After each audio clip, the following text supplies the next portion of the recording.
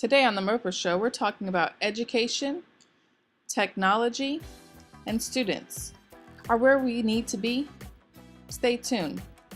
Hi, and welcome to the Moprah Show. I am so excited to be here with you today. I have an exciting show coming up for you. Today's topic is going to be education, as you know is one of my favorite topics. And I have a wonderful guest who is one of my favorite guests today. She's a soccer player, she's a daughter, she's a sister, she's a student. Please welcome to the show, Lanicia Terensky.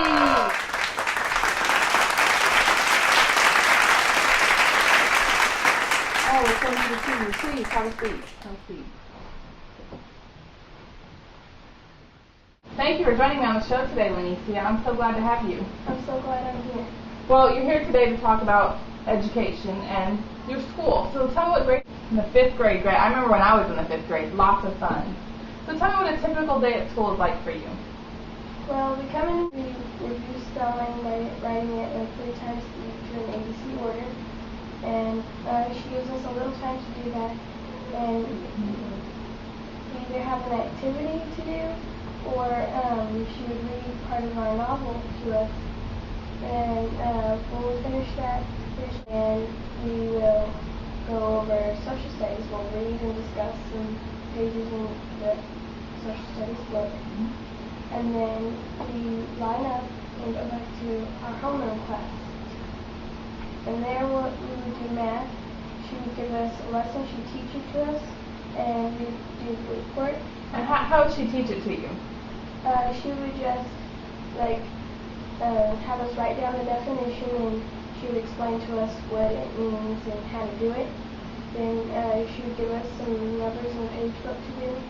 And does she show you? We could read, write, or do fast math, and fast math is a program on our computers that we do to help us practice our math. And then after that we go to lunch, and then we do our science, and we usually just watch videos on things and discuss it. Okay, so then you do science and then you go home. Okay, well tell me, what do you like the most about school? Math.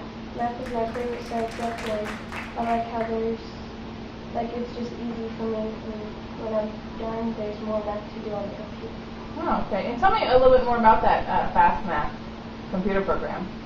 Well, we would log on with our student. We either do multiplication or division, and there's a grid that shows all about how many fast facts you learned, and which ones are your focus facts, ones you need to focus on. And they would take you through different things where you have to memorize the facts and type them in. And then at the end you would have a game after your lesson that does basically the same thing, but it's a little more fun. Oh, okay, great. Great. Now, that's the only technology I heard you mention is just one computer program on a computer. Do you go to another class to learn about technology? No. No. Wow. You know, it sounds like there's not very much technology in your school. Would you agree with that? I was talking to my friend Bill Gates the other day. We were having lunch at the plaza. I was in New York visiting, and he was there giving a lecture. So we were eating lunch, and I was telling him the same thing, that, you know, there's so many schools here in America that do not have technology. And my school in Africa, we use a lot of technology there, but of course we're one of the few schools in Africa that have the technology that we have. So do you think you would like to use more technology in your school?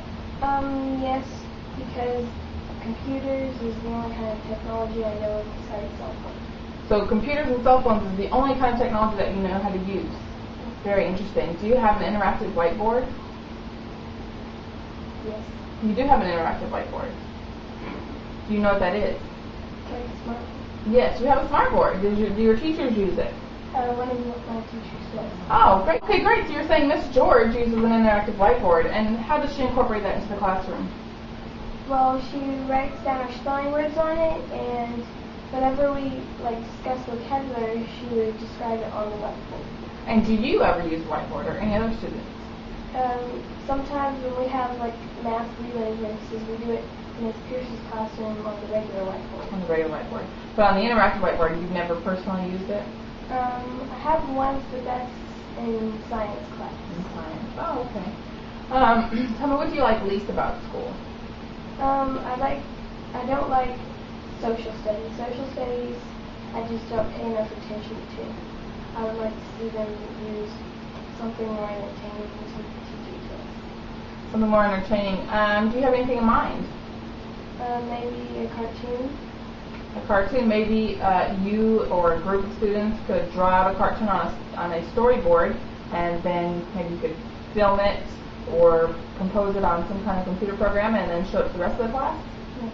Do you think that would help you be more engaged with social studies and want to learn more? Yes. So you think using technology and learning about technology would also help you with your regular studies, reading, math, science, social studies? Yes, because now it's kind of boring just to use a pencil and a paper. And it's kind of boring to use pencil and paper. And do you think when you grow up and you have a job, do you think at any job you'll be using a pencil and paper? I don't think so. I think jobs, like if I was to work in a business, they would do more. Okay, great. Well, we've learned a lot from you today, and thank you so much for being here. We hope to see you again soon.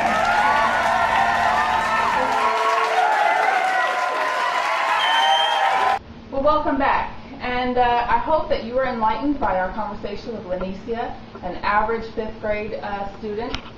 She actually goes to school in Texas, but her story is the same story among thousands of students in our country. Well, as you all know, I have a school in Africa, and I'm an advocate for education. And so our Angel Network is having a drive to help supply all schools with computers, video cameras, and the software that the students need to learn. I really feel like to push our children into the future, we've got to be teaching them technology, starting at a low grade, even as early as kindergarten. Because otherwise, when they get out into the workforce, they're going to be behind in education. As you know, we're going towards a global society, and they definitely need these skills. So please log on to our website, moprahshow.com, and sign our pledge and make a donation there. Thank you, and see you next time. Bye-bye.